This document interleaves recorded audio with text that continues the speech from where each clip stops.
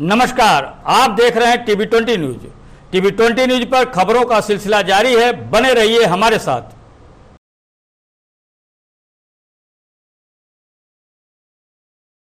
नमस्कार दोस्तों, मैं doctor Manish, endocrinologist, Medanta hospital Lucknow से। आज फिर हम एक बहुत इंपॉर्टेंट टॉपिक पे बात करने वाले हैं। आज हम बात करने वाले हैं कि फिजिकल एक्टिविटी किस तरीके से स्टार्ट करनी चाहिए। तो फिजिकल एक्टिविटी स्टार्ट करने के लिए जब भी आपको कोई बोलता है, जैसे आपके डॉक्टर बोल रहे हैं क्योंकि आपको नई नई शुगर की बीमारी आई है या शुगर की बीमारी के आने की पॉसिबिलिटी आई है, या आपको पहली बार ब्लड प्रेशर का पता चला है, या आपको कोलेस्ट्रॉल का पता चला है, तो सबसे पहली जो चीज बोली जाती है कि आपको फिजिकल एक्टिविटी करनी शुरू करनी पड़ेगी। और फिजिकल एक्टिविटी जितना अच्छा करेंगे उतना ही आपके ब्लड ग्लूकोज पे, ब्लड प्रेशर पे या फिर कोलेस्ट्रॉल पे फर्क पड़ेगा। तो फिजिकल एक्टिविटी करने के लिए 6 रूल हैं। उन 6 रूल को आप समझ लेंगे तो आपका मकसद पूरा हो जाएगा। रूल नंबर 1, जब भी आप फिजिकल एक्टिविटी करना शुरू करेंगे तो कोशिश करिए कम रफ्तार में स्टार्ट करने की।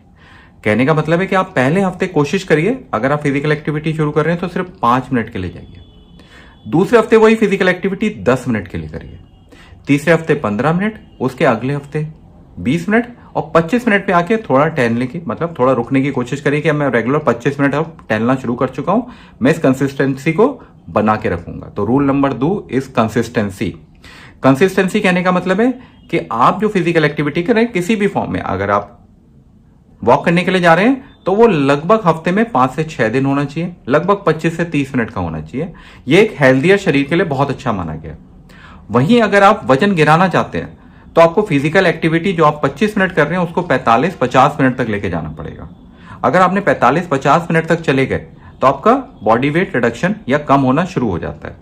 वो ऐसा नहीं है कि आपको एक ही बार में करना है, वो आप ब्रेक करके भी कर सकते हैं।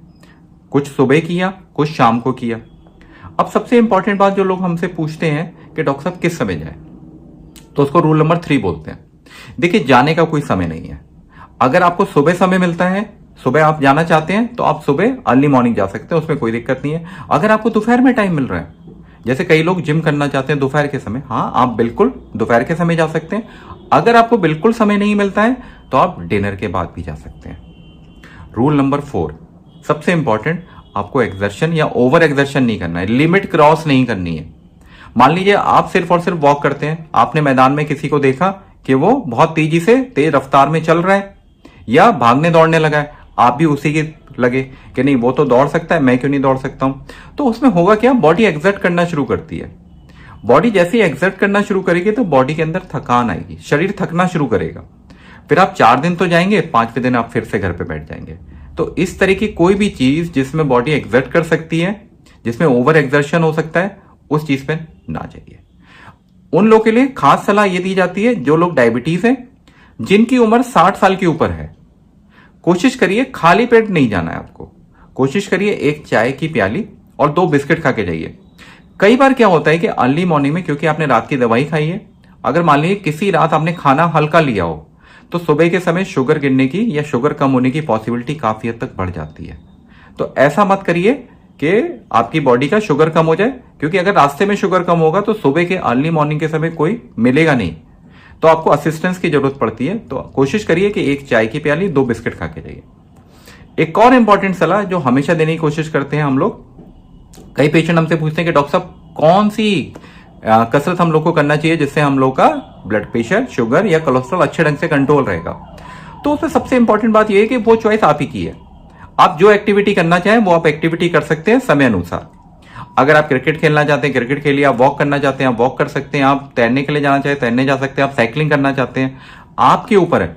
अब जैसे मैं किसी भी पेशेंट को फोर्स नहीं करना चाहता हूं। मेरा एक पेशेंट आया, मैंने उससे पूछा क्या आप वॉक करने जाते हैं, तो उसने बोला नहीं डॉक्टर साहब मैं वॉक नहीं करता हूं, मगर मैं हाँ 4 से 5 किलोमीटर साइकिल जरूर चलाता हूं। मुझे देख के, मेरे को सुन के इतना अच्छा लगा कि नहीं ये तो बहुत अच्छी बात है कि वॉक के नहीं, मतलब उसको वॉक नहीं करना है, वो साइकिल चला रहे हैं, बहुत अच्छी बात है। तो ये चॉइस आप ही के ऊपर डिपेंड रहती है। ये रूल नंबर 6 कहलाता है।